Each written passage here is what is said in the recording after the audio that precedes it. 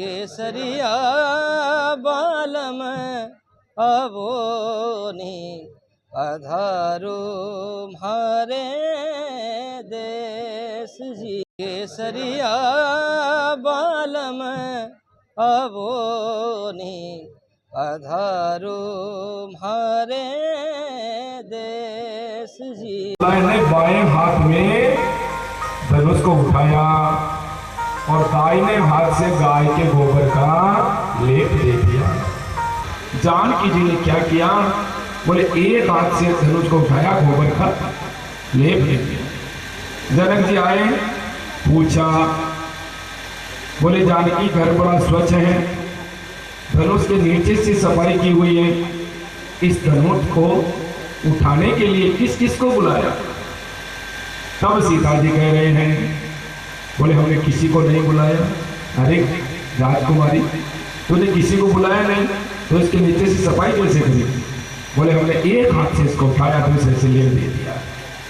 चमत्कार जब देखा न्यारा, आय जनक मन एक विचारा। मन में विचार किया, क्या विचार किया?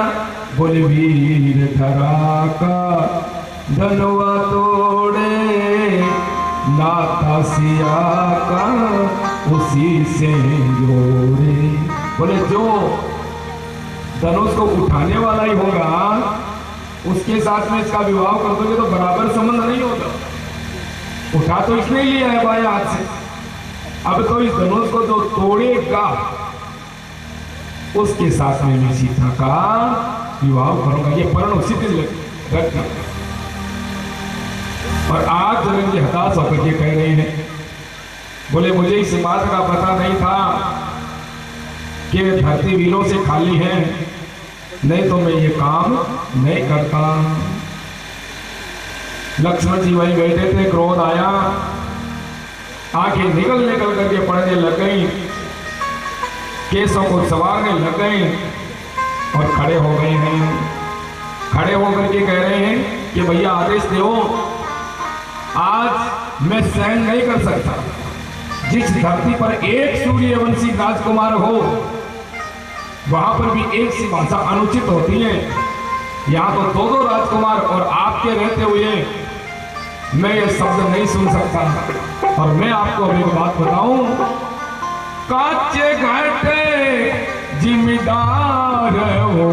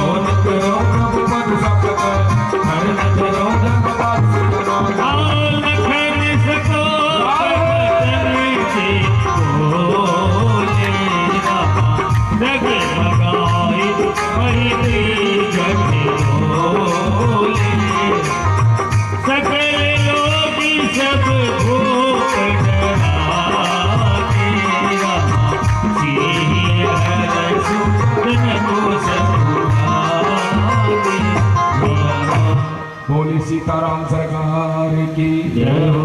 भैया आदेश देवो, जिस प्रकार से कच्चे घड़े को तोड़ दिया जाता है वैसे आज मैं इसके टुकड़े टुकड़े करके धरती पर डाल दूंगा। सुमेरु पर्वत को मूली की तरह उखाड़ करके टुकड़े टुकड़े करके नीचे डाल दूंगा। अरे ये तो पुराना धनुष है, इसकी बात ही क्या है, मैं उसको उठा करके 100 योजन दूर तोड़ करके चला जाऊंगा, फेंक दूंगा इसको। तोरो छत्र कदंड झिमी तव प्रताप बलना। आपकी कृपा से मैं इसको तोड़ दूंगा। और जैसे ही ये भाषा बोली है, धरती जगमगा गई है सज्जनों, दिग्गज कच्छप सभी हिलने लग गए हैं। और भैया अब मेरी शपथ सुन लो, अगर मैं इसको उठा नहीं सका तो मैं सौगंध करके कह रहा हूं कि दोबारा धनुष और बाण हाथ में नहीं लूंगा। जो न करूं प्रभु पद शपथ करण धरूं तनु भाग, मैं नहीं लूंगा। राम जी ने कहा, अब राम थोड़ा, अरे चुप है थोड़ा देर, इतने क्रोध में भी राम जी को कोई क्रोध बोलते एकदम तेल खोल रहा है ऐसा समझो। लक्ष्मण जी को पास में बिठा लिया है, सारे गांव के लोग डरने लग गए, थर-थर कांपने लग गए। विश्वामित्र जी महाराज के पास में परमात्मा राम आए हैं, गुरु जी के मुख की तरफ देखा। गुरु जी ने कहा, राम एक बात कहूं, तेरे बैठे रहते हुए और यहाँ सभी लोग दुखी हैं, इसलिए मैं तुझे एक बात कहूं। बोले उठूं राम बन जाऊं बहुचापा, मैं कहूं तात जनक परितापा।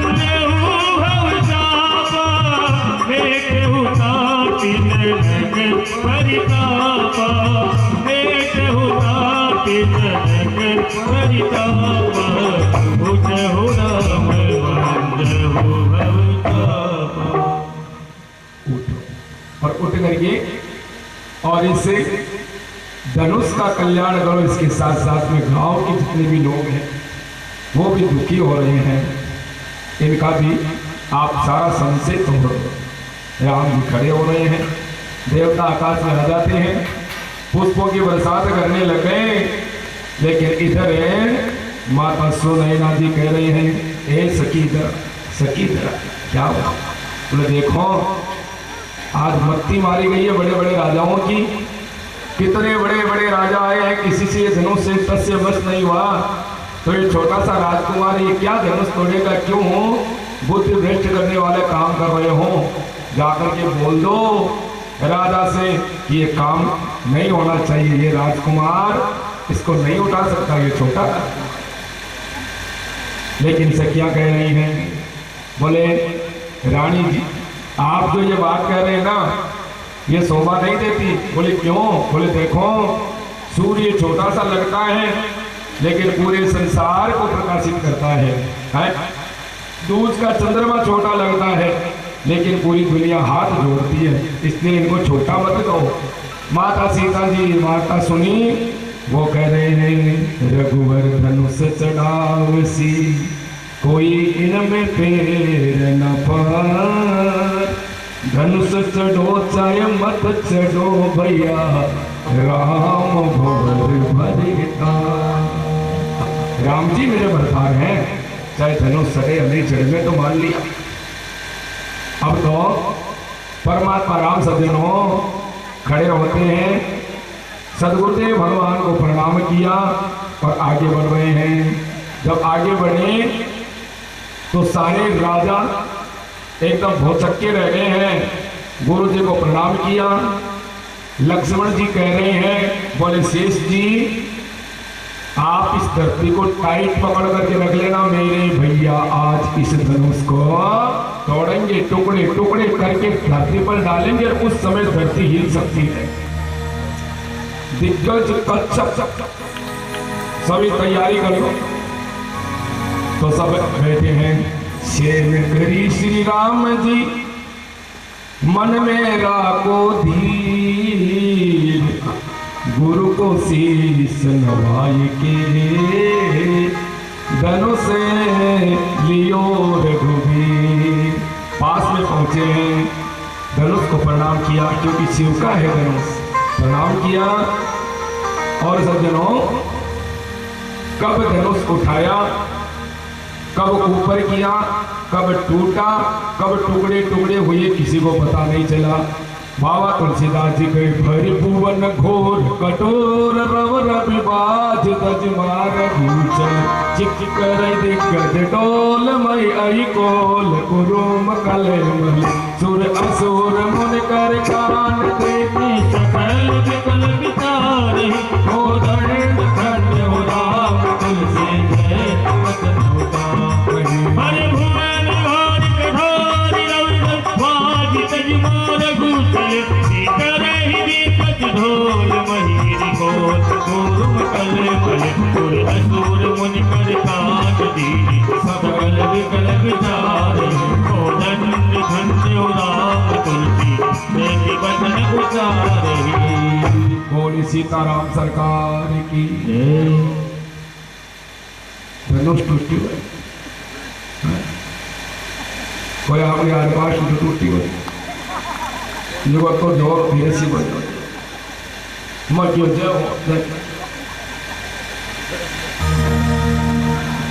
एक बार जोरदार जयकारा लगा दो।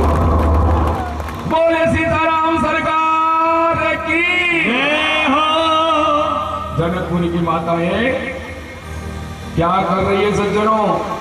बोले इतनी तो मुंह लटकाए बैठे थे और अब कह रही है तोड़ दिया तोड़ दिया तोड़ दिया रे, तोड़ दिया तोड़ दिया तोड़ दिया रे, आप जी ने धन्यवाद तोड़ दिया रे, आप जी ने धन्यवाद तोड़ दिया रे, तोड़ दिया तोड़ दिया तोड़ दिया रे, तोड़ दिया तोड़ दिया तोड़ दिया रे, आप जी ने धन्यवाद तोड़ दिया रे, तोड़ दिया तोड़ दिया रे, तोड़ दिया तोड़ दिया तोड़ दिया रे, आप जी ने धन्यवाद तोड़ दिया रे,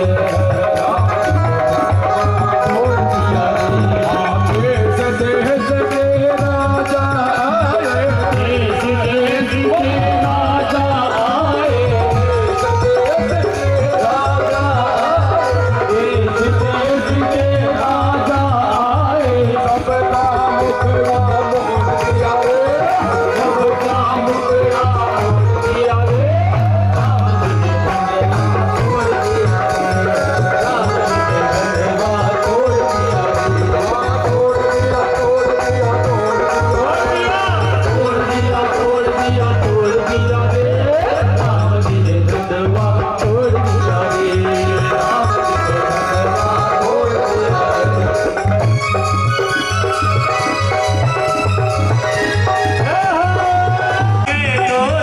हार गए जोधा, हार गए जोधा, हार गए जोधा, हार गए जोधा, सबका घमंड निचोड़ दिया रे, अरे सबका घमंड निचोड़ दिया रे, राम जी ने धन्यवाद तोड़ दिया रे, अरे राम जी ने तोड़ दिया रे, राम जी ने धन्यवाद तोड़ दिया रे, राम जी ने धन्यवाद तोड़ दिया रे।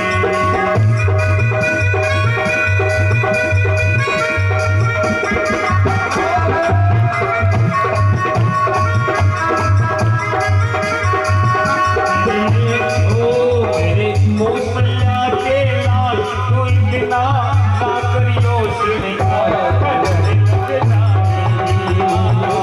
नजर लग जाए, मेरे मौसमिया के लाल, मेरी मौसमिया के लाल कोई बिना ना करियो श्रृंगार, नजर लग जाए, प्रभु जी नजर लग जाए।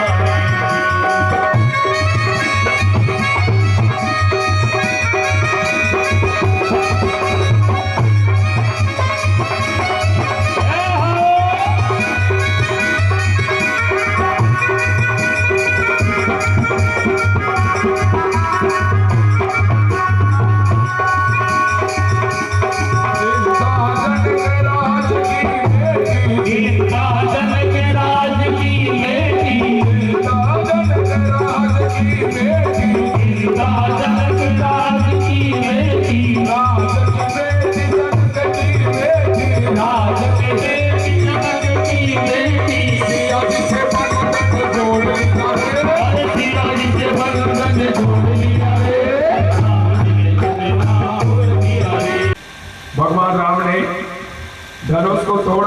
सज्जनों धरती पर डाल दिया, पता ही नहीं चला। जोर की आवाज आई है, झांझी मृदंग शंख सेनाई भेरी ढोल धुंदुबी सुहाई, धुंदुबियां बजने लगी, ढोल लगाई। अब तो आपस में जब वार्तालाप हुई तो सतानंद जी से जनक जी ने कहा कि सुंदर सुंदर सौभाग्यवती स्त्रियों को भेजिए और सीता जी को लेकर आइए। तो सखियां जा रही हैं, सुंदर नारियां जा रही है, और राजा जितने भी थे वो अपना सा मुख करके और रवाना हुए हैं। बोले भले ही धनुष चढ़े या नहीं चढ़े, लेकिन सीता तो हमारी होगी। राजा यूँ कह रहे हैं, एक एक जा रहे हैं।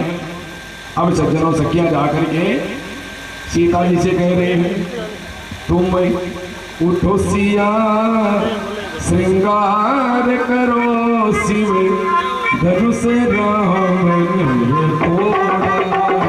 तुम उठो सिया श्रृंगार करो, शिव धनुष राम ने तोड़ा है। शिव धनुष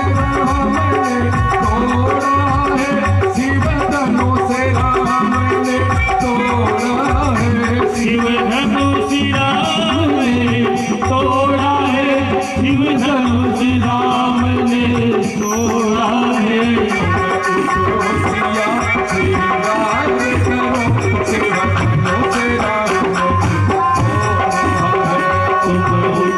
सिया श्रृंगार करो, शिव धनुष राम ने तोड़ा है।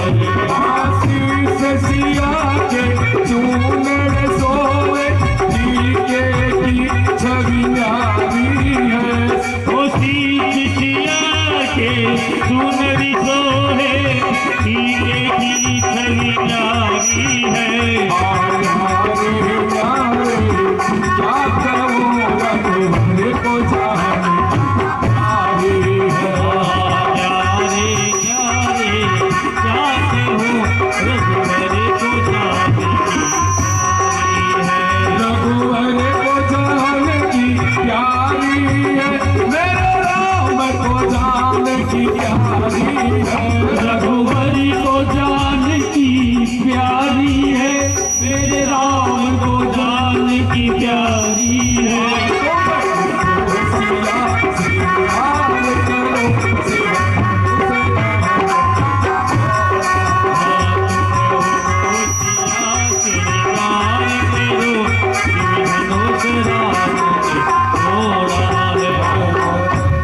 बोले सीताराम सरकार की जय हो। सखियां कह रही हैं कि सिया अब खड़ी हो जाए।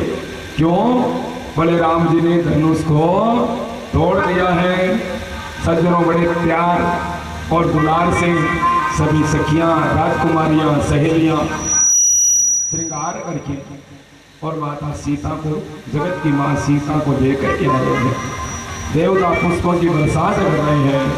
सीता जी को देख करके जो राजा वहां पर बैठे थे सबका जीव ला रहा है, और इधर है माता सीता से सखियां कह रही हैं कि आपके हाथ में ये माला है ना, ये राम जी को पहना है। अब सीता जी के घर बोले शीला जब नारी बन सकती है तो नारी शीला बन सकती है। और मैंने ये सुना है गौतम ऋषि की नारी अहिल्या को इन्होंने शीला बनी पड़ी थी, उनको नारी का रूप दे दिया था। तो इनके चरणों की रज अगर मेरे लग गई या मेरा हाथ इनकी छू गया तो मैं शीला नहीं बन जाऊं। सतचारी है, मैं माला नहीं धारण कराऊंगी। सोहवती जनु जुगे जल जैसा नाला, और ससिय सबीत देत जयमाला। गौवही छवि अवलोकी सहेली, सिय जयमाल रामपुर में। बोले पहनाओ माला, माला पहनाओ। तो हाथ थर थर कर रहे हैं। अब सखियां मन में सोच रही है कि राम जी बड़े हैं और जो खड़े हैं इनसे अनय विनय विनती करनी पड़ेगी। अनन्य विनती करते हुए सज्जना सखिया आ गई है। हमारा देखिए अपने आप यहाँ से नीचे आना, यही शुभ शकुन अभी आपको बताया। तो सज्जनों, राम जी से अनय विनय विनती करते हुए सखिया कह रहे झुक जाओ रे, झुक जाओ हमारा राज कुमार, झुक जाओ मेरे राजकुमार, झुक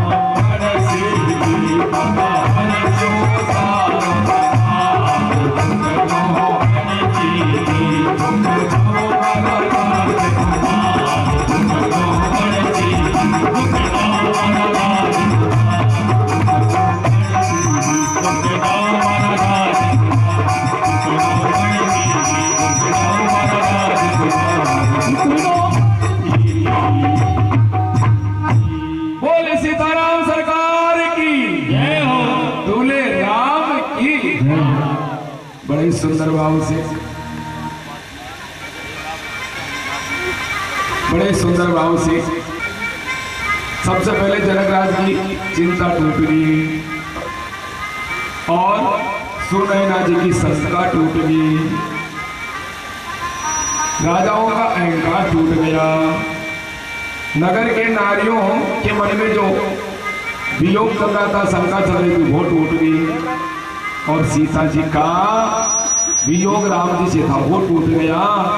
इतने दिन राम सीता थे, लेकिन आज सीता और राम बनने के लिए जा रहे हैं।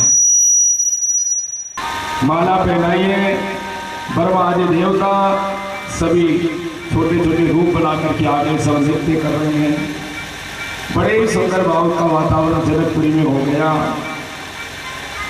माता सीता जी विराजमान हैं और उसी समय सज्जनों एक अद्भुत नजारा घट रहा है।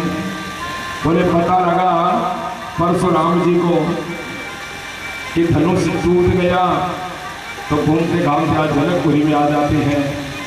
जनकपुरी में आकर के शोभा कैसी है, बड़ी सुंदर शोभा, त्रिपुंड लगाया हुआ है और परसा हाथ में है, पूछ बैठे।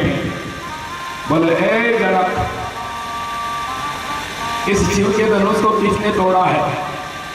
वो मेरा आन बान शान से दुश्मन है और इस पंक्ति को छोड़ करके बाहर हो जाए, दूर हो जाए।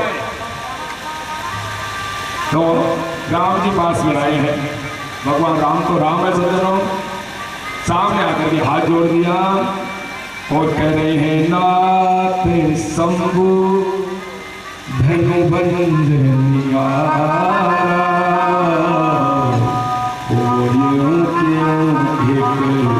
दास तुम्हारा नाथ शंभु दास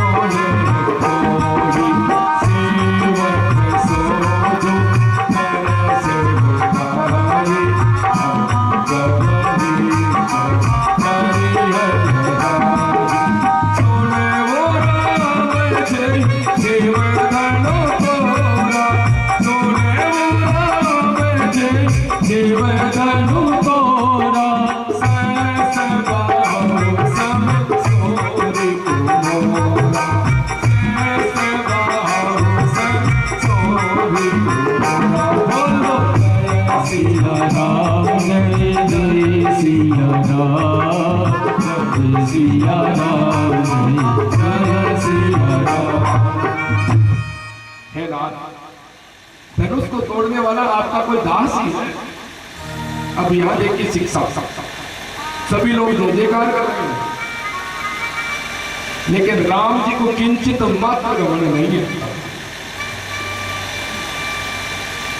आज हम अगर अच्छा कोई कपड़ा पहन ले और कोई थोड़ा बहुत में अकेले हैं, आज तो बहुत बढ़िया लाल है, अधर उधर पर मेला बढ़ाई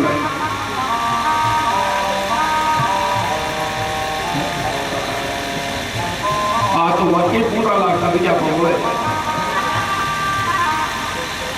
रामचरितमानस को रचने वाले तुलसीदास जी भी कह रहे कि मेरे समान कोई मूर्ख आनंद दुनिया में नहीं है। और उनके स्वामी राम जी क्या कहे, हे परशुराम जी, हे स्वामी, आपका कोई दास ही है जो इस धनुष का भंजन किया है, आप जो आज्ञा दोगे वो करने के लिए तैयार। परशुराम जी अच्छी तरह जानते हैं कि राम यही है, लेकिन बातें और ज्यादा बढ़ा रहे हैं। बोले इनसे बातें करने में मुझे बड़ा आनंद आ रहा है। तो परशुराम जी कह रहे हैं कि लड़ाई का काम करके तो दुश्मनाई मोल ली जाती है, वो तो शत्रु ही होता है, वो मित्र नहीं हो सकता। अरे धनुष को तोड़ करके मित्र बनने का नाटक कर रहे, बताओ किसने तोड़ा? अब परशुराम जी ये चाह रहे हैं कि ये कहते कि ये धनुष मैंने तोड़ा है, लेकिन ना भैया, मैं करना काम राम जी का नहीं है। मैं तो हम संसार के लोग करते हैं। बोले दास नहीं तोड़ा है। बीच में लक्ष्मण जी आ गए।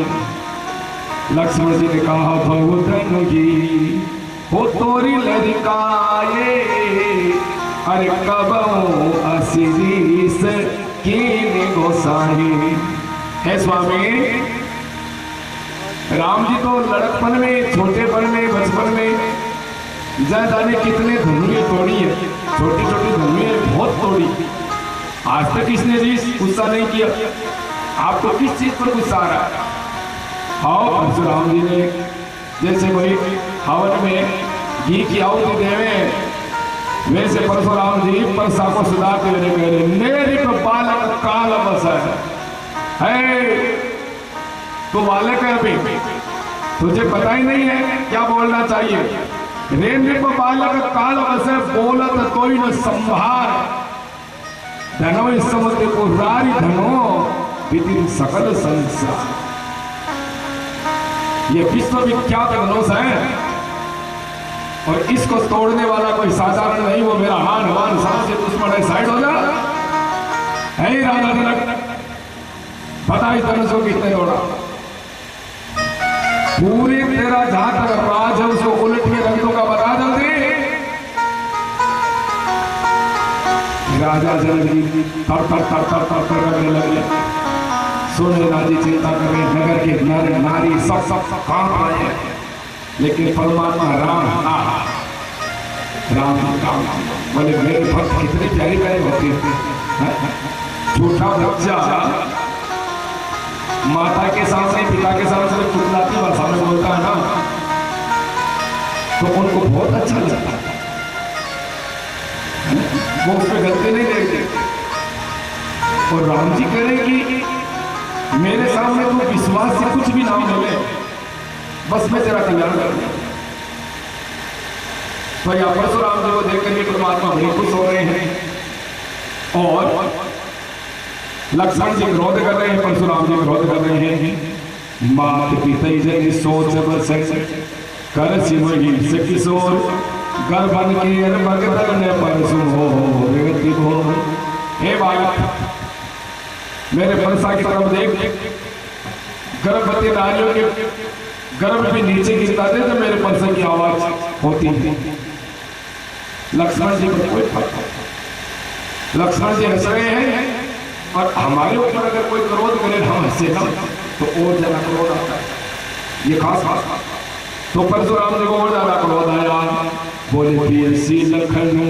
लक्ष्मण जी कह रहे परशुराम जी सुनो, बीएससी लखनऊ ले दुबानी अहो मुनीस महामठवानी, पुण्य पुण्यवाई दिखाओ कुठारू, चेहरे उड़ावने भोगे बहारू।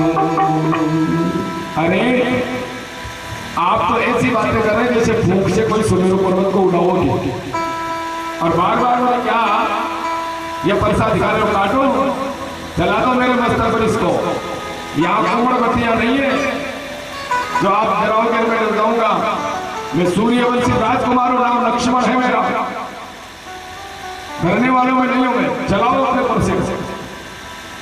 परशुराम जी कह रहे हैं विश्वामित्र सुन, यह बालक अब मरने के योग्य है, इसको कोई बचाने वाला नहीं है। कोशिक सुनो मंद ये बालक कुटिल काल बस निज कुल काल, ये काल के सुपुर्द होने वाला है। खूब लंबी बात चली है। आखिरकार उसी समय सज्जनों राम जी कह रहे हैं बीच में आकर के, बोले हे परशुराम जी, हे मुनिवर, आप इसके अपराध को क्षमा कर दो। यह दूध पिता बालक है, इसके दांत भी अभी दूध के टूटे नहीं है, दूध वाले दांत भी अभी हैं, इसलिए इसको माफ कर दो। बोले राम, तू कह रहा है ये दूध पिता बालक है और मैं कहता हूं ये जहर का भरा हुआ घड़ा है।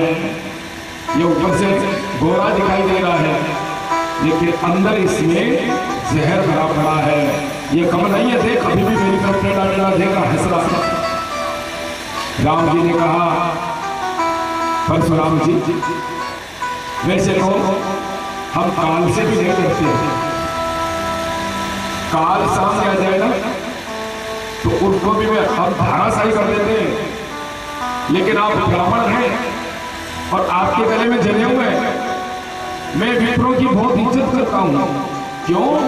क्योंकि विप्र प्रसादात धरणी धरो हम, विप्र प्रसादात कबला बनो हम, विप्र प्रसादात अजिता अजितो हम, विप्र प्रसादात मम राम नाम है। ब्राह्मणों की कृपा प्रसाद से मुझे आज तक कोई जीत नहीं पाया, और विप्रों की कृपा प्रसाद से मैं लक्ष्मी का पति हूं, और विप्रों ने आशीर्वाद दिया कि मेरा नाम राम है, इसलिए मैं आपसे डर रहा हूं। अन्यथा अगर आप ब्राह्मण नहीं होते तो इतने में काम हो जाता, और वैसे भी आप मेरे से बड़े हैं। अब परशुराम जी को थोड़ा समझ में आने लगे। राम जी भाषा बोल रहे हैं, बोले राम मात्र हो लगु नाम हमारा, वही सो सही राम तुम्हारा, राम मात्र लगु नाम हमारा, वही सो सही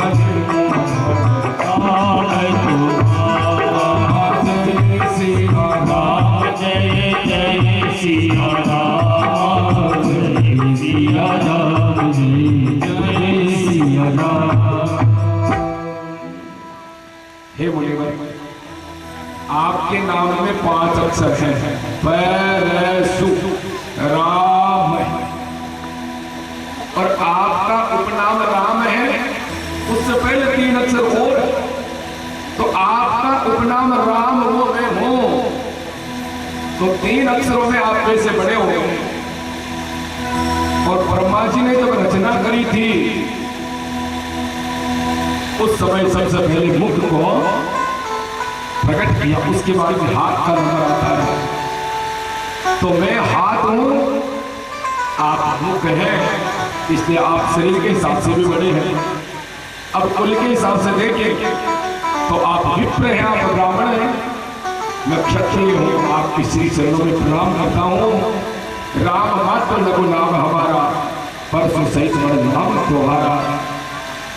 परशुराम जी की आंख में अश्रु धारा प्रवाहित हुई है। हे राम, आज अगर आप जिस प्रकार की भाषा बोल रहे हैं, ये भाषा आप ही बोल सकते हैं, मैं आपसे विनती करता हूं, आप इस धनुष को एक बार टूटी हुई उठा करके बता दो, मेरे विश्वास हो जाएगा कि यह धनुष आपने ही तोड़ा है।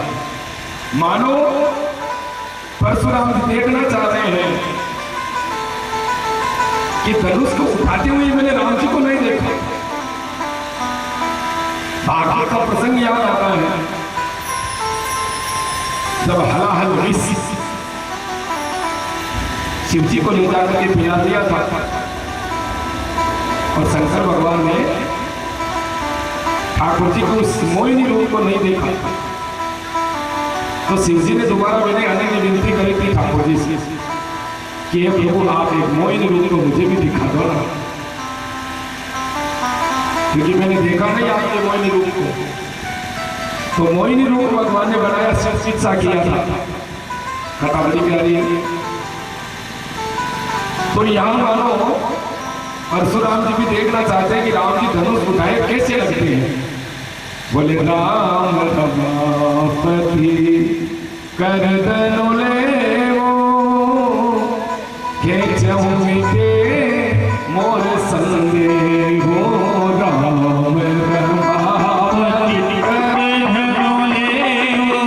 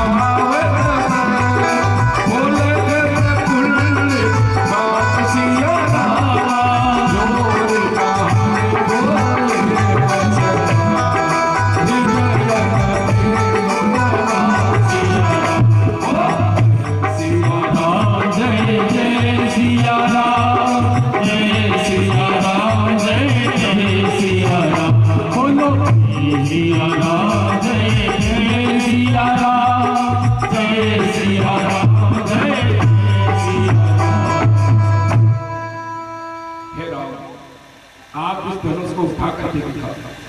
सज्जनों, श्री तुलसीदास जी महाराज कह रहे हैं कि परमात्मा राम जब उनके पास में पहुंचे हैं तो धनुष अपने आप उठ करके धरती पर गिर गया। जोरदार ताली तो बजा दो।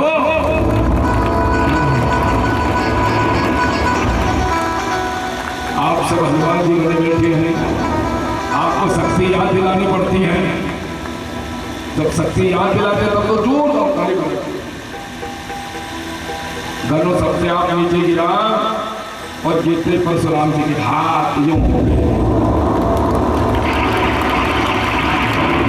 बोले वाह, आज मुझे आनंद आ गया। हे राम, मेरे मन की शंका दूर हो गई। आज मेरी पूरी तपस्या सफल हो गई। आपकी श्री चरणों में दास प्रणाम। नगर के लोग खुश हो गए। सज्जनों, खुशियां छा गई और दुंदुभियां बजने लग गई। देवता पुष्पों की बरसात होने लग गई। परशुराम जी राम जी के उस शरीर को, राम जी के स्वरूप को मन में बिठा करके और सज्जनों तपस्या के लिए जा रहे हैं महेंद्र पर्वत पर। अब विश्वामित्र जी महाराज के पास में श्री जनक जी महाराज आते हैं। पूछा गुरुदेव अब क्या करें? बोले देखिए, वैसे तो विवाह हो गया लेकिन कायदे से विवाह अभी बाकी है। क्या करें? तो बोले दो दूत भेजो। दो दूत भेजो अयोध्या नगरी में। दो दूत भेजो राजा दशरथ जी को समाचार भेजो कि आपके लाडले ने धनुष भंजन किया, बारात से जाओ। तो सज्जनों, दूतों को बुलाया है और दूत आज अपने आप को खुशी मान रहे हैं कि आज हमारा सौभाग्य है जो भक्ति के दर्शन तो किए ही किए, लेकिन आज ब्रह्म के उस गांव में भी, उस देश में भी हमें जाने का अवसर मिल रहा है। दूत अपने आप को मन में सोचते हुए अयोध्या जा रहे हैं। पहुंचे दूत रामपुर पावन। राम जी का पुर बड़ा पावन है। पुर क्या? नगर, बड़ा गजब का नगर है। क्यों? क्योंकि अयोध्या भगवान का मस्तिष्क है। अयोध्या मथुरा माया और कासे कांची अवंतिका, पूरी द्वारावती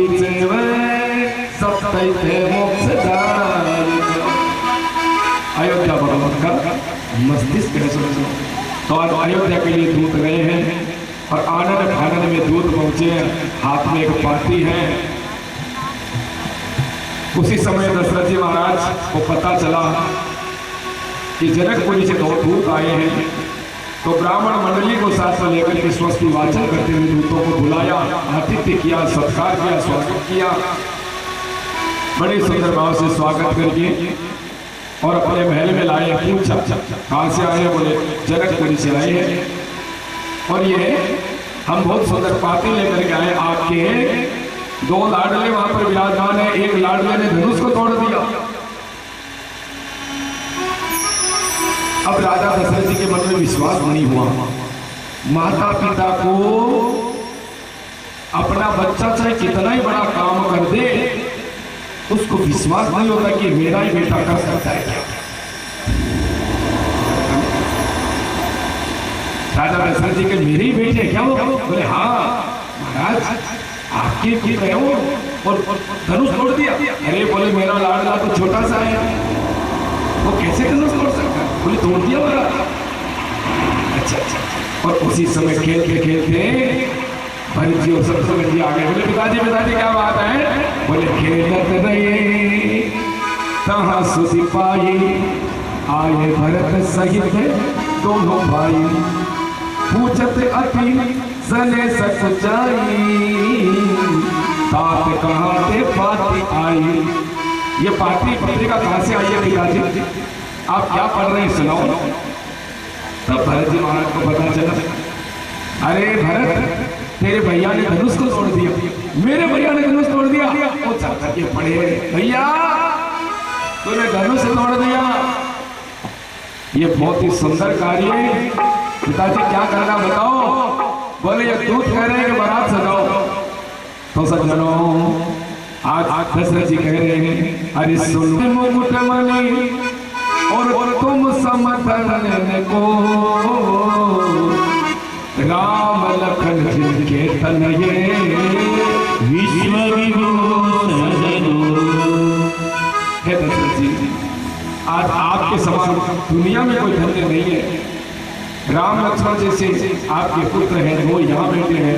धर्म अर्थ काम और मोक्ष चारों पुरुषार्थ आपके यही आ गए।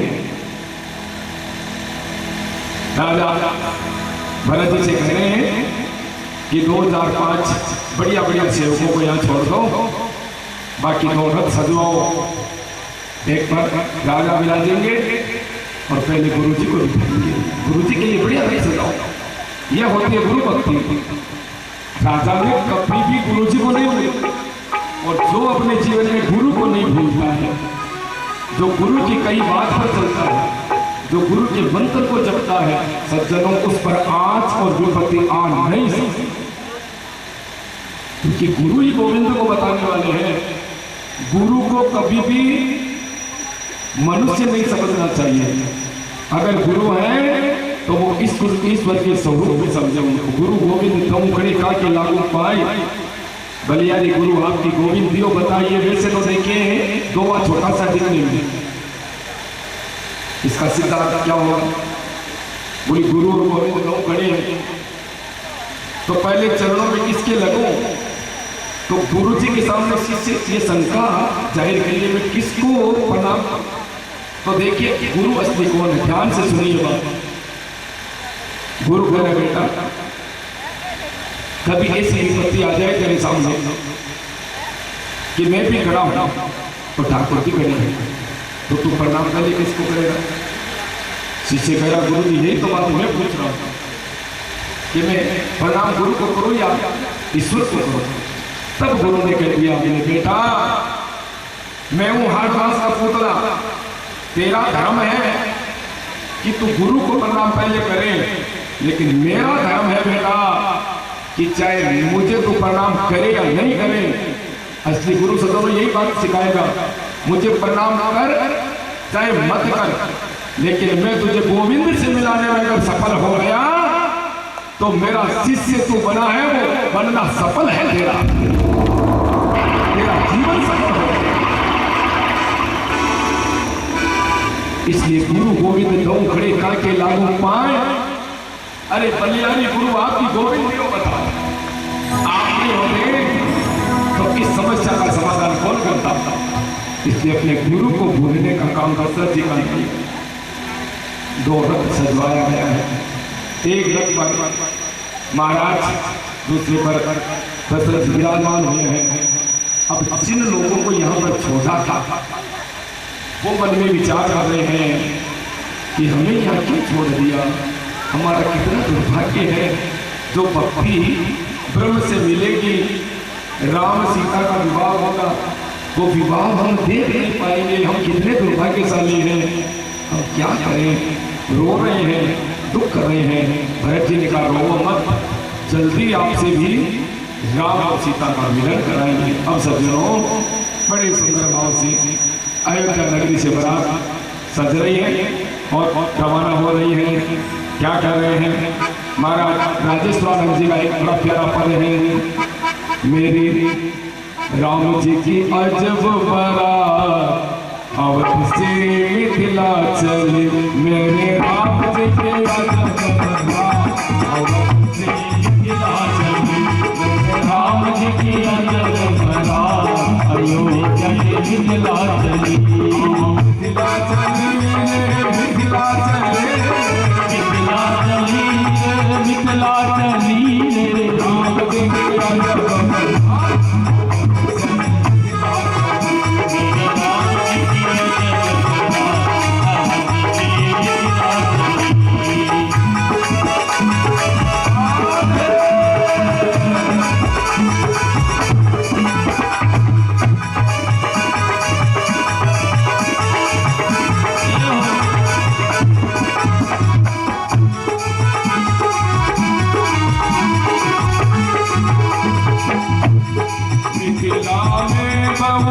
व्यंजन मिलेंगे, मिथिला में बहु व्यंजन मिलेंगे, मिथिला में बहु व्यंजन मिलेंगे, मिथिला में बहु व्यंजन मिलेंगे।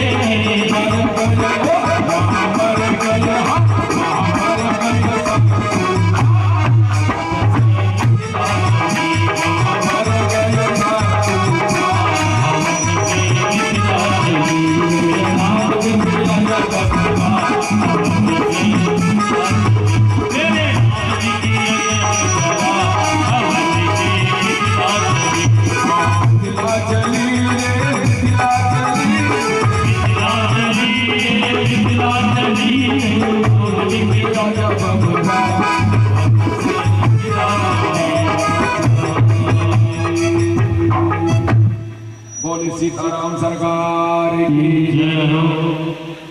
इस बारात की खास बात क्या क्या है सज्जनों?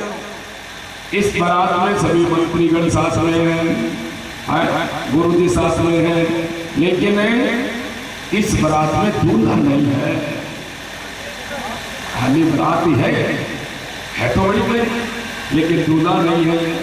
इतने बाराती किंतु किसी को नहीं विवाह की तिथि याद। मिथिला से अयोध्या से मिथिला चले, आज वो तिथि भी याद नहीं कि कब ब्याह होना है, विवाह कब होना है, कोई तय नहीं है, ऐसे रवाना हो गई है। बोले हाथ में माला और भाल में चंदनी और सभी दाढ़ी वाले साथ अवध से मिथिला चली। दाढ़ी वाले बाबा भी साथ में बारात में जाओ ना, दाढ़ी वाड़ी खाए सब बढ़िया ऊंचा गुलाब, हाँ जूता भी बढ़िया पालिश करे और बढ़िया सुंदर सज। लेकिन अगर तो कोई सज का काम करे क्योंकि आने खाने में काम मिले काली बारात जैसे है जाओ वाली आदमी जो तुरंत तो कोई तैयारी कोई मौका मिलो, कपड़ा अगर प्रेस में दिया तो पड़े रहेगा जी है जे चलो नहीं याद रह वाला वो भी कल आ रहा, वो भी कल आ रहा है, बैठ का जाए।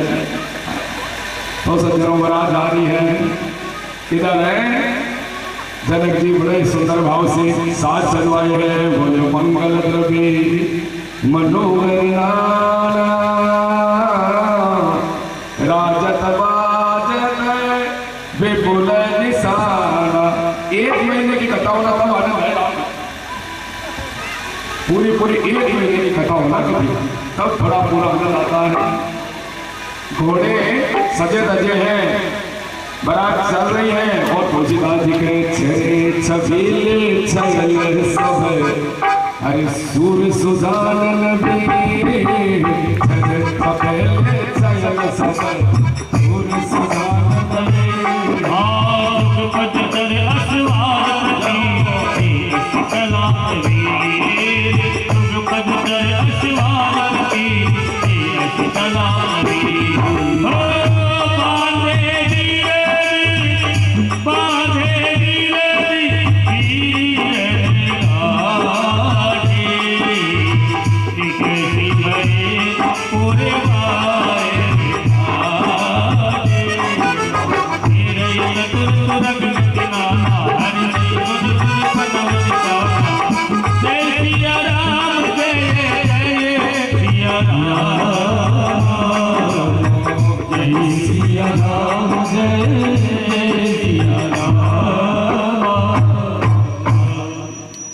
बड़ी सुंदर बारात है सज्जनों।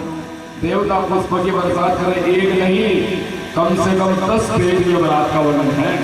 इतनी प्यारी बारात सजी है, हाथी घोड़े और सब। शिव जी की बारात नहीं है, शिव जी की बारात में क्या थे? काटिया,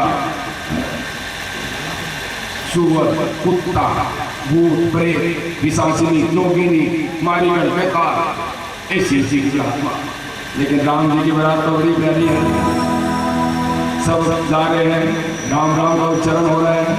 तुलसीदास जी के इस बारात की मैं उपमा कैसे दूं? उपमा ने कहूं मैं दास तुलसी कहूं, कभी कोविद कहे, मैं कहां से शब्द लाऊं? इस बारात की उपमा कैसे दूं? बारात बहुत ही सुंदर सजी धजी की आज जनकपुरी में पहुंची है। अब जनकपुरी में राजा जनक जी बहुत ही सुंदर बारात का स्वागत किया। जनवासी ने बहुत सुंदर सुंदर भोजन करवाया है।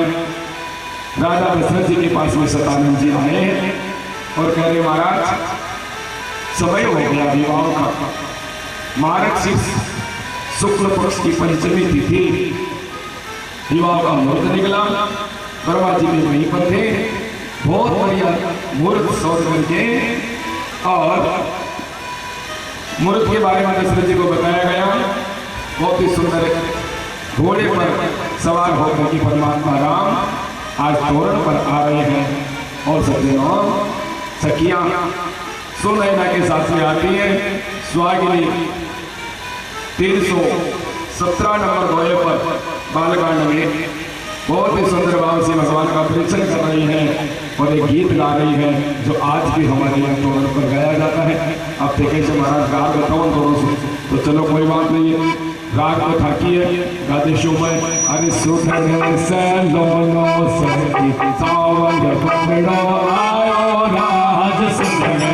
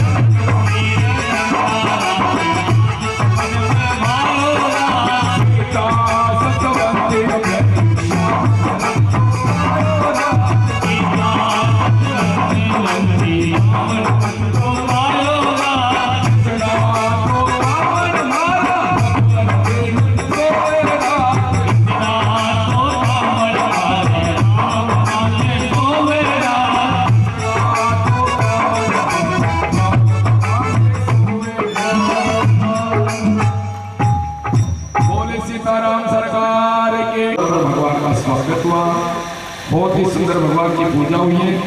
उसके बाद में पाठ दिया गया है, सुंदर विवाह का वर्णन कर रहे तुलसीदास जी महाराज। उसके बाद में 4 भावरी पड़ी है, 4 फेरे हुए।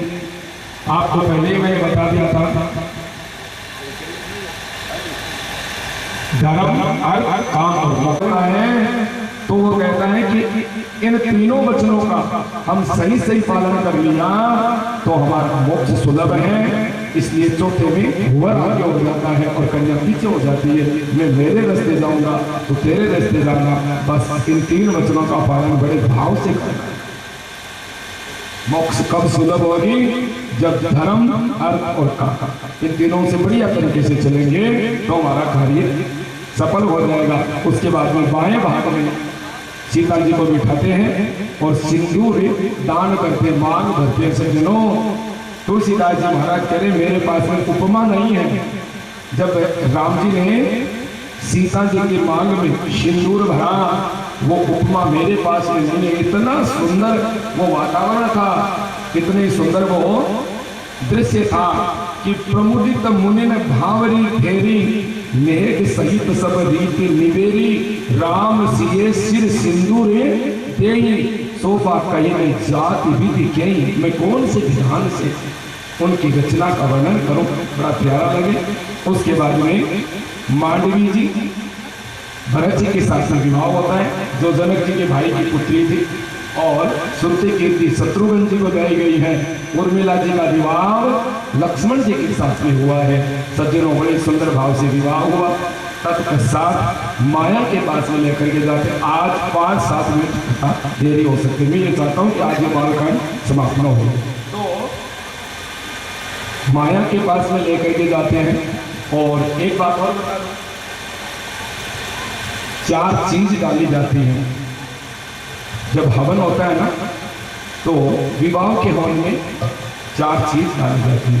एक तो खीर चावलों की, अपने अपने विवाह को याद कर लेना कि माहौल पंडित जी कराए तो यहाँ को काम करना, अपने विवाह की तरफ जाओ थोड़े पीछे।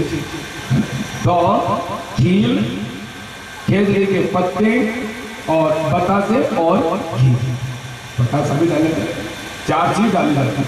और चारों का मतलब है, अब कई समाज में परंपरा हो गई कि पंडित जी ही सरवा से उसको डाल देते हैं, लेकिन ऐसा नहीं है। विवाह पद्धति साफ कहती है कि कन्या को खुद को ही वो चीज डालनी चाहिए, क्यों? विवाह पंडित जी का नहीं हो रहा है, विवाह उस कन्या का हो रहा है। तो कन्या को वो 4 चीज डालनी चाहिए। और कन्या क्या कहती है? बोले हे राजा, आज तक आप जैसे भी रहे होंगे, मुझे कोई पता नहीं आप कहाँ थे, क्या क्या भटक रहे थे, कहाँ घूम रहे थे। आज के बाद इस खील की तरह अपने चित्त को सफेद रखना, चित्त को साफ रखना, सफेद रखना है। बोलो आज के बाद रहोगे? बोले हाँ है। और दूसरे में डाला जाता है खेजड़ी के पत्ते, तो उनके बारे में कह रहे हैं, बोले हमारा जीवन हरा भरा रहना चाहिए, हरा भरा रहना चाहिए, रुका रुका नहीं। और तीसरा डाला जाता है पतासा, पतासे की तरह मीठा बोलना है, वाणी ऐसी बोलिए मन का आपा खोई, और को शीतल करे आप शीतल हो। कागा किसका धन हरे, कोयल किसको देत, मीठी वाणी बोल के जग अपना कर ले। इसलिए जो मीठा बोलता है ना, उसकी इज्जत होती है, उसके भाव होते हैं बड़े आनंद के साथ में। तो आप और हम मीठे बोलेंगे, बोले हाँ ठीक है। अब चौथा डाला जाता है घी।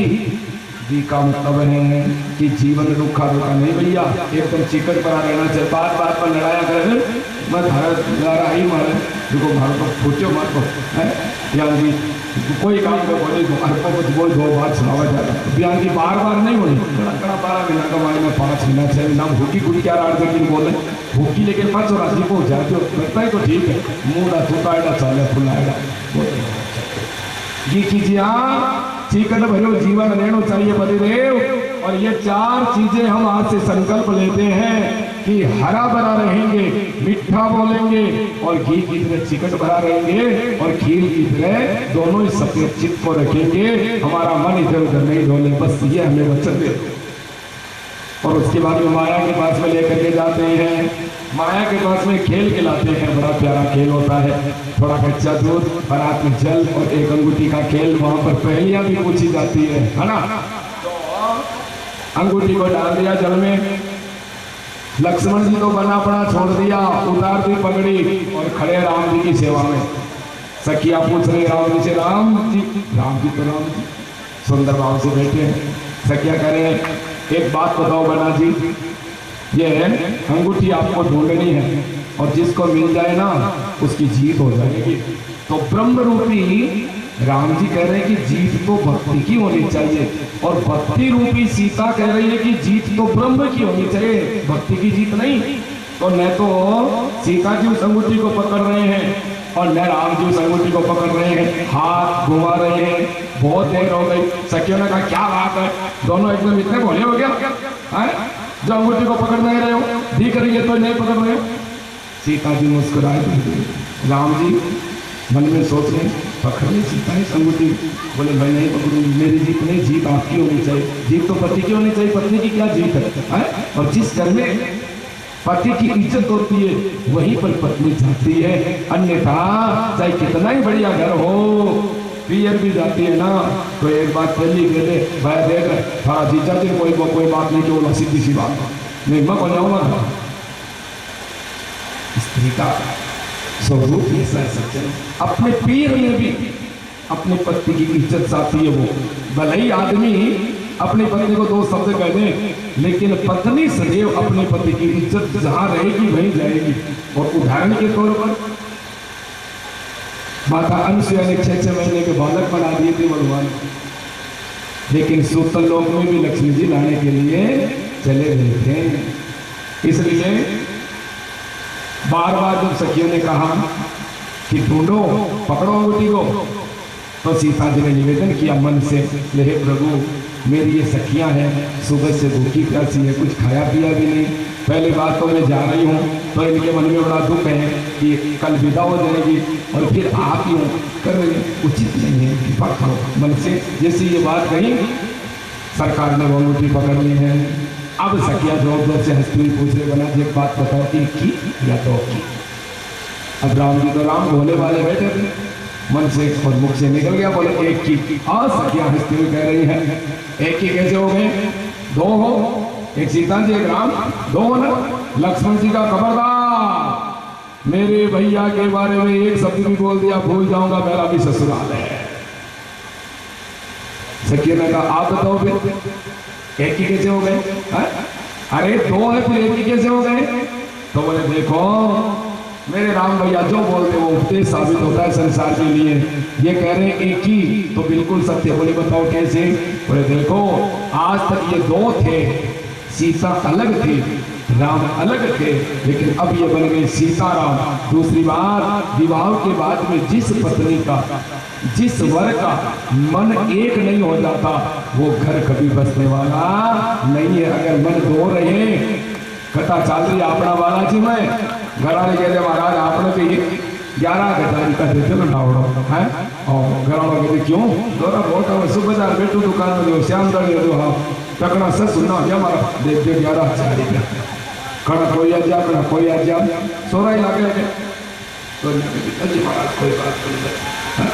तो आपस में सामंजस्य जरूरी है, लड़ाई झगड़ा करके ठीक नहीं है। मन जिसका एक नहीं है वो कार्य सफल नहीं होता है। तब सारी सखियों ने तारी बजा करके स्वागत किया। वाह लक्ष्मण लाल जी आप बड़े प्यारे हैं। क्यों? क्योंकि लखन का नाम जब निकाला था वशिष्ठ जी ने क्या कहा था, बोले दक्षिण धाम राम प्रिय सकल जगत आधार गुरु वशिष्ठ तेरी राखा हरे लक्ष्मण नाम उदार। लक्ष्मण की धाम है इसलिए लक्ष्मण नाम निकाला था। बड़े सुंदर भाव से सज्जनों वार्तालाप हुई है और समय आया विदाई का। जब विदाई होने लगी सुनैना जी रोने लगे बेटी मैंने तुझे बहुत ही सुंदर तरीके से पाला, यहाँ तक कि माता सीता जब विदाई होने लगी तो जानवर भी रोने लगे। गैया मैया एकदम रामने लग गई और कह रही हमें खोल तो हम भी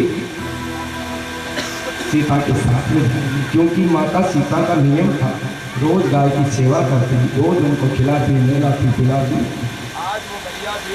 राम गई सज्जनों तोते मोर पपैया बोलने लग गए हैं और सारी सभा में आकर के जब पता लगा कि राम जी सीता जी को लेकर के विदा हो रहे हैं, जनक जी भी रोने लगे, फूट फूट उनके पास में आए हैं। और क्या गजब की शिक्षा आज सुनैना जी अपनी बेटिया को दे रही है। ये शिक्षा अपनी अपनी बेटियों को सबको देना चाहिए, बड़ी प्यारी शिक्षा है। क्या कह रहे हैं आशीर्वाद देती हुई, होई वो संतते ओ पियरी तिहारे चिरु गई बात अशेष हमारी सास ससुर। ये बड़ी प्यारी चौपाई है। क्या कह रहे हैं, बोले सास ससुर गुर सेवा करे वो पतिरु कल की आये तु अनुसर। हे बेटी सास ससुर गुरु तीनों की सेवा करनी है और पति की बात कैसे माननी है, बोले पति का कहने से पहले तू समझ जाए, बस मेरा जीवन सफल हो जाएगा। और इसी कारण से जब भक्तिवती माता सीता की विदाई हुई थी वनवास के लिए, और केवट ने जब पामत हुए थे ठाकुर जी की, तो सीता जी को मां का दिया हुआ वो शब्द याद आया, पिए हिए की सिए जान लिया। कहने से पहले जान गए सीता जी कि राम जी के मन में क्या चल रहा है। राम जी के मन में चल रहा था कि मैं इसको उत्तराई में क्या दूं, तो अपनी मुद्रिका उतार करके सीता जी ने आपको सुपुर्द कर दी, बोले इनको दे दो। तो बड़ी सुंदर शिक्षा दी है। आजकल ये मोबाइल कलियुग का झंडा हरदम चलता ही रहता है। माँ ए बड़ा काटू तो किया काटू ना देख दिखाने वीडियो कॉल, माने तो सासू सारो होते खड़ा है मन तो ए बड़ा तो मीटिंग काट रही हो, बोले आ ए मन तो बाम ला गया, बोले बेटा काल तो बड़ी परसों का पापा ने भेजो जो घर आ चाहिए। हाँ जी के घर आते बेटे लगे विवाह के बाद में घर तो सज्जनों बिटिया का तो ससुराल। हाँ कुछ तकलीफ हुआ कहे से जल्लाद भी हो गए कहीं, बुरा मानने की बात नहीं है, ध्यान से सुनने की बातें हैं। हम विचार तो यह करते भाई डॉक्टर को हम देवे, अध्यापक को देवे, कोई और पढ़े लिखे को देवे, लेकिन वो अगला मांग करता भैया गाड़ी में फॉर्चूनर दोगे कि कौन सी देंगे। गाड़ी दे देकर के हम सोच रहे हैं कि ये बिटिया हमारी खुशी हो जाएगी, सुखी रहेगी, लेकिन जरूरी नहीं गाड़ियाँ देंगे तब भी सुखी होगी, ये कोई जरूरी नहीं है, गारंटी नहीं है। हम कलेक्ट हो जाएंगे पूरे, सब कुछ बिक जाएगा, लेकिन बिटिया सुखी हो जाएगी ये कोई जरूरत नहीं है। सबसे पहले आचरण देखना चाहिए बच्चे का। एक चश्मा चढ़ गया कि सरकारी नौकरी वालों को ही देंगे, क्यों भैया संस्कार देखो अगले का, कैसा संस्कार है, बच्चे की उठ बैठे कहाँ है, ये क्या कर रहा है, वो हम नहीं देखते। केवल बस हमें बिटिया को सुखी रखना है, तो कैसे बोले गाड़ी लेकर के सुखी रहो, लेकिन सरकारी नौकरी वाले को ढूंढो। क्यों सरकारी नौकरी सबकी है क्या? और फिर हम उसके पीछे लूटते हैं, बहुत ज्यादा न जाने क्या क्या सामान बनाते हैं, 50 प्रकार के आइटम बनाते हैं, फला फला के इतना आइटम बनाया हम इतना बनाएंगे, बना बना करके फिर जगह पे फेंकते हैं, और फिर बिटिया 2 साल 5 साल 3 साल में वापस घर आ जाती है। ये कौन सा तरीका हुआ? इसलिए संस्कारवान चाहे गरीब ही लड़का क्यों न हो। विदुर जी महाराज कौन से पैसे वाले थे? देवहूति का विवाह और मनु जी महाराज का विचार करो, सोना का रथ लेकर के गए थे कन्यादान करने के लिए। सोने के रथ में मनु जी महाराज अपने बिटिया को बिठा कर गए। सोचो कितने पैसे वाले होंगे, कितने धन दौलत वाले होंगे। और करदम जी के पास में क्या था? करदम जी तो आश्रम में रहते थे, चिड़िया को चुगा चुगाते थे, कुछ नहीं था, लेकिन अपनी बिटिया का विवाह करदम जी के साथ में कर दिया देवहूति का। क्यों? क्योंकि संस्कारवान थे, और उन्हीं की बदौलत आज ये पूरा संसार आच्छादित हुआ। 9 कन्याएं हुई थी उनकी देवहूति भी उन्हीं के।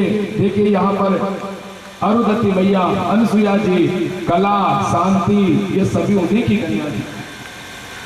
इसलिए संस्कारवान बालक देखना आवश्यक है। यहाँ पर कह रहे हैं, बोले मैं तुझे ये संस्कार दे रही हूँ बेटी, ये संस्कार तेरे साथ में रखना। सीता जी माँ के हृदय से लगती है, और एक सखिया आकर के बहुत ही सुंदर गीत गाती है। अब आप कहोगे महाराज लुगाना गीत भी थे हवा लागी, लेकिन बड़ो प्यारा गीत है। राम सुखदास जी महाराज की पुस्तक में बड़ा प्यारा, राम बना संहारी होशिया सुकुमारी ने चरणारी दासी की जो जी। राम बना होशिया सुकुमारी ने चरणारी दासी की जो जी। बोले तो अपराध बने तो, बोले तो अपराध बने तो, मन दे जो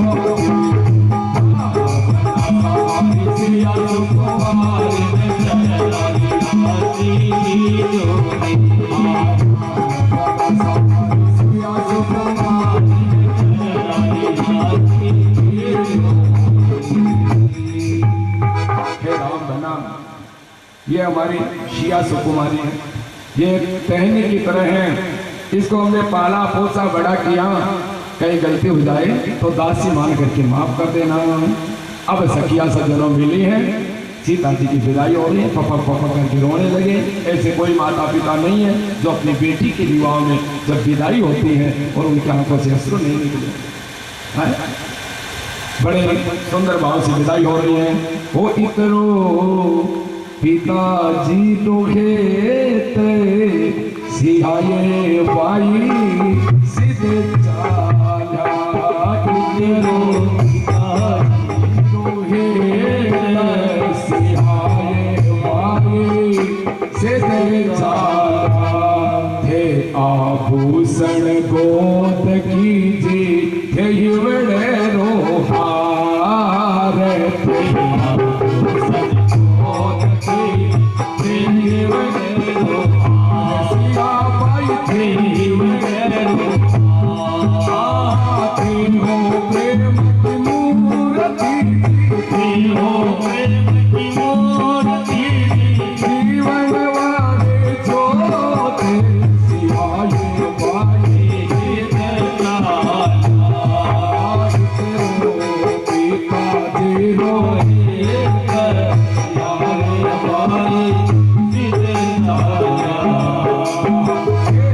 नारी पुत्र जी सुखड़ारे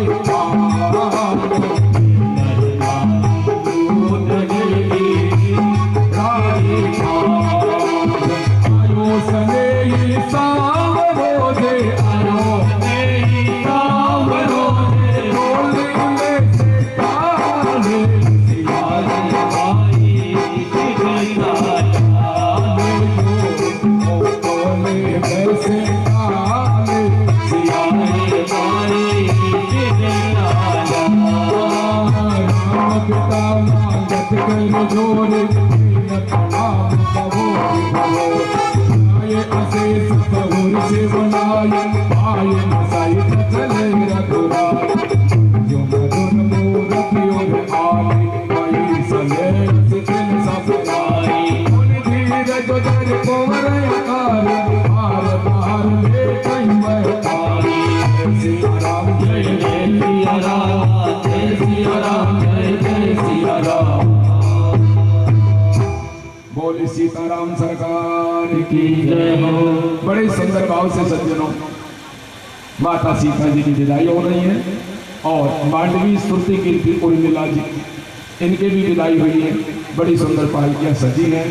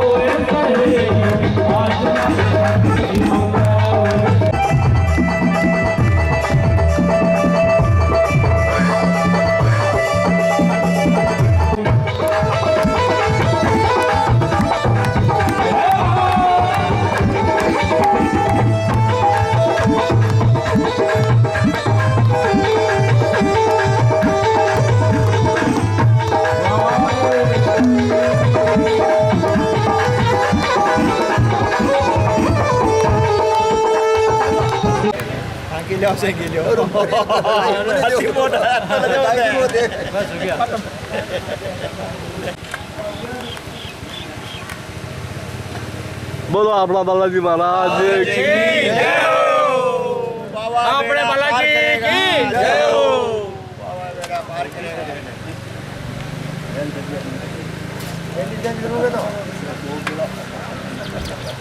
मैं तो दिखाने वास्ते दिया तो मैं तो